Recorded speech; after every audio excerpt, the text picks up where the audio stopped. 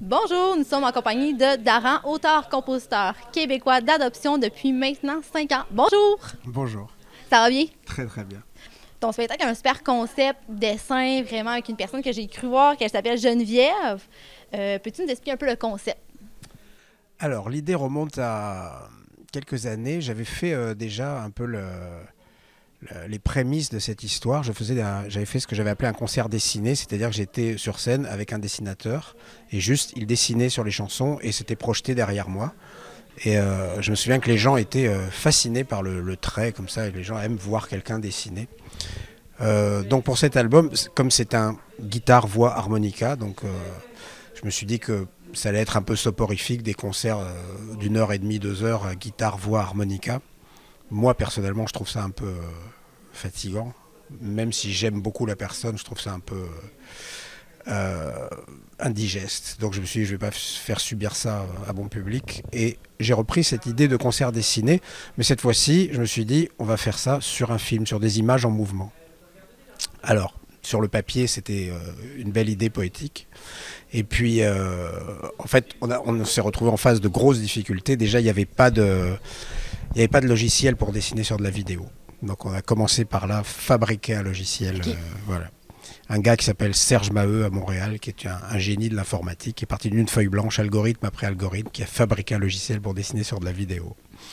Et quand ça a été fait, on a monté ce spectacle. Alors il faut bien comprendre que c'est une vraie, vraiment une vraie imbrication du dessin et du film. C'est-à-dire, par exemple, c'est un peu compliqué à décrire, mais Geneviève dessine une lampe dans une chambre d'hôtel, la comédienne l'allume et ça éclaire la pièce. Enfin, voilà. Et on joue à cette espèce de vrai faux comme ça pendant tout le spectacle. Donc on ne sait jamais où est la réalité, où est le dessin. Le dessin rentre dans la réalité constamment. C'est vraiment intéressant comme concept, là. C'est un peu unique, on peut se dire. Là, on voit Oui, pas ça oui, tous les jours. quand j'ai vu que le logiciel n'existait pas, j'ai retardé tout de 3 mois en fait, parce que j'ai compris qu'il faudra un délai supplémentaire pour faire tout ça. Et en même temps, je me suis dit, ah, on tient quelque chose de vraiment nouveau si même le Vraiment, logiciel n'existe pas. vraiment intéressant, là. Ceux qui vont être là ce soir vont adorer, c'est certain, là.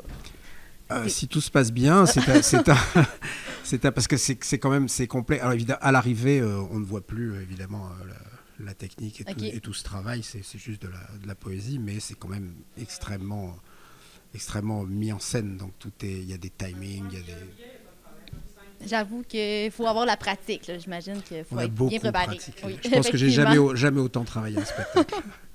Tant mieux, c'est sûr que le résultat va être incroyable. Également, ta carrière va sur bon train depuis maintenant 20 ans. Est-ce que c'est difficile, bien, selon nos recherches, c'est 20 ans, est-ce que c'est difficile de toujours réussir à plaire autant au public après 20 ans, là? Je crois que je me pose toujours la question de savoir ce que je vais faire à l'album suivant. J'essaye d'être toujours feuille blanche. Je pense que le danger dans ce métier, c'est l'habitude, quand on commence à se caricaturer soi-même, inconsciemment on repère ce qui plaît aux gens et on a tendance à le reproduire exagérément voilà. Donc ça s'appelle servir la soupe.